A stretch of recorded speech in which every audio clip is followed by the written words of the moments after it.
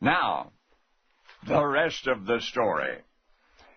At the turn of the century, New York City was already the entertainment capital of the hemisphere, and yet nothing intrigued, nothing delighted sophisticated New Yorkers like a Wild West show. In the spring of 1905, one such came to town in Madison Square Garden, Colonel Mulhall's Rodeo Extraordinaire, cowboys and Indians riding and roping the like of which few Easterners had ever seen. But on the night of May 7, spectators at the Garden got more than they bargained for. The colonel and his men had done this 100 times before in sagebrush and circus rings. The steer roping in New York, they had this chute rigged up, and a big old steer would come charging out of it, and then the cowboys would take off after the steer and rope it and try to subdue it. That's what it said in the colonel's script, anyhow. But on this night, the steer had a mind of its own. Oh, the animal tore out of the chute as usual, but this time it kept right on going, over the barriers and into the crowd. A massive creature, remember, horns big as your arm, and it was running at everybody up into the seats while spectators were screaming, fleeing for their lives. Better than anyone, the cowboys on the garden floor knew the danger of a steer charging madly out of control. But those first dreadful moments, they stood frozen in horror. All but one of them, one of those cowpokes, without the slightest hesitation, leaped across the barriers and ran after that wild steer, armed only with a rope. A rope!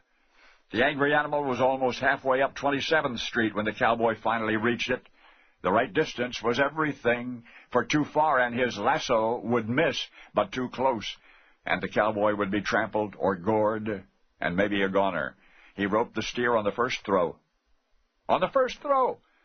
But the beast tossed its head, almost jerking the cowboy on his face, and then somehow, using all of his strength and all of his savvy, the sturdy young cowpoke maneuvered the huge animal down the steps on the 27th Street ring, and by then the ropes of a dozen cowpunchers fell over it from all sides. Anxious minutes later, the steer had been brought down, led from the track, and from the relieved and admiring spectators at Madison Square Garden there arose a deafening cheer, an account of which you've just heard made the New York Times the next day. But that Times article accomplished something historically significant. It gave credit where it was due to a then anonymous 25-year-old cowboy from Indian Territory, and that credit created a hero, and that hero, a part Indian cowboy, became a legend for the rope tricks that cowboy would thereafter perform on stage after stage, were punctuated with his own brand of homespun humor. And it's the humor for which he's remembered to this day. A wit, bleached, bone-dry, subtle but sharp, uniquely American humor.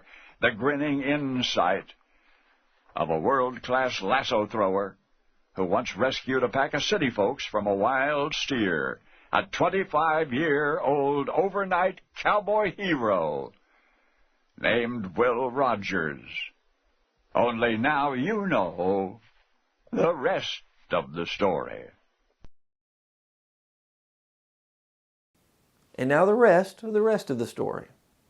William Penn Adair Rogers was born in the house behind me near Oologah, Oklahoma on November 4th, 1879. That's about 35 miles northwest of Tulsa. Oologah is located in Rogers County, which was named after Will's father. Will's parents, Clement Van Rogers and Mary America Scrimshire, were born into the Cherokee Nation, as was Will. Will Rogers often joked, "My ancestors didn't come over from the Mayflower, but they met the boat." Clem, as Will's father was known, was a Cherokee statesman and judge who helped draft the Constitution for the state of Oklahoma. In 1875, Clem established a 60,000-acre ranch Will later named the Dog Iron Ranch. There, Clem built this log-walled home known as the White House on the Verdigris River. Now, if you look at this house on a current map, you'll notice that it's located a few miles north of the Verdigris River. In 1938, officials began planning to build a dam on the Verdigris River to create a lake as part of the Flood Control Act of 1938. Representative Wesley E. Disney introduced a bill in Congress to name the reservoir Lake Will Rogers. While introducing the bill, Representative Disney said, "The lake would be a great memorial to Oklahoma's cowboy humorist should Congress appropriate funds for the project." The dam project was held up as committees argued over the specifics such as where to build the dam and how large to build the lake and so on. In 1955, the $41 million dam project, which Representative Disney hoped would pay homage to Will Rogers, was in danger of destroying his, Will Rogers, birthplace. If the lake was built, the home would be underwater. 5 years later, the Army Corps of Engineers set July 1960 as the date for removal of property from the reservoir basin. Soon thereafter, the house was moved stone by stone and timber by timber to its current location. You can visit the White House on the Verdigris River, which is no longer on the Verdigris River. I'll leave a link to it in the description below. Now let's get back to Will Rogers. In this episode, Mr. Harvey explained that Will Rogers became a folk hero when he roped that giant steer which had escaped from the Old West show. On the night before, April 24th, 1905, the New York Tribune reported that Will Rogers, the full-blooded Cherokee Indian, gave an exhibition of roping. It was announced that he is the only man in the world who can lasso both the driver and the horse at the same time with 2 separate ropes. And this feat was performed last evening to the delight of the crowd. Can't even imagine what that must have been like.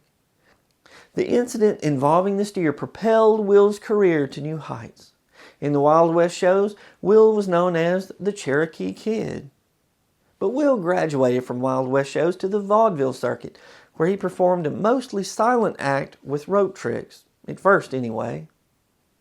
Will was advertised as the greatest catch in vaudeville, pun absolutely intended. When he flubbed a trick, he joked with the audience, and they ate it up. Gradually, Will began adding quick-witted comments in his routine, much to the delight of the crowds. Will improved with each performance.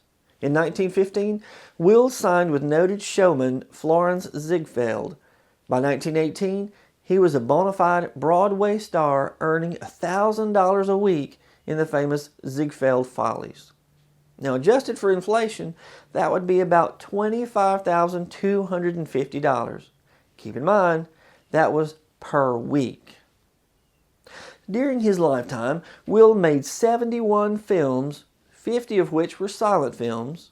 The other 21 were talkies. By the mid-1930s, Will was the highest paid Hollywood film star. Will was also an aviation fanatic. In many of his more than 4,000 nationally syndicated newspaper columns, Will emphasized the safety, speed, and convenience of air travel. In 1935, Will and a longtime friend, the famed aviator Wiley Post, decided to fly through Alaska. Will was in search of fresh ideas and new material for his newspaper column. 9 years earlier, Wiley was injured in an oil rig accident in which a piece of metal pierced his left eye. His eye got infected, which left him permanently blind in that eye. He used the money from his settlement to buy his first airplane. Wiley fitted floats on the airplane so he and Will could land on the lakes of Alaska and Siberia. In August 1935, after testing the plane, Will and Wiley left Lake Washington in Renton, Washington.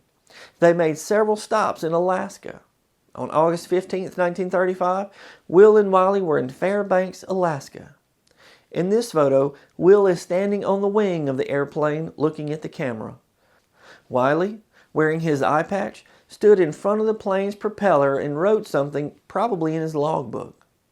Shortly after this photo was taken, Will and Wiley left Fairbanks and flew to the northwest. Wiley was unable to determine their position due to bad weather. They landed in a lagoon, asked for directions, and pinpointed their position on a map.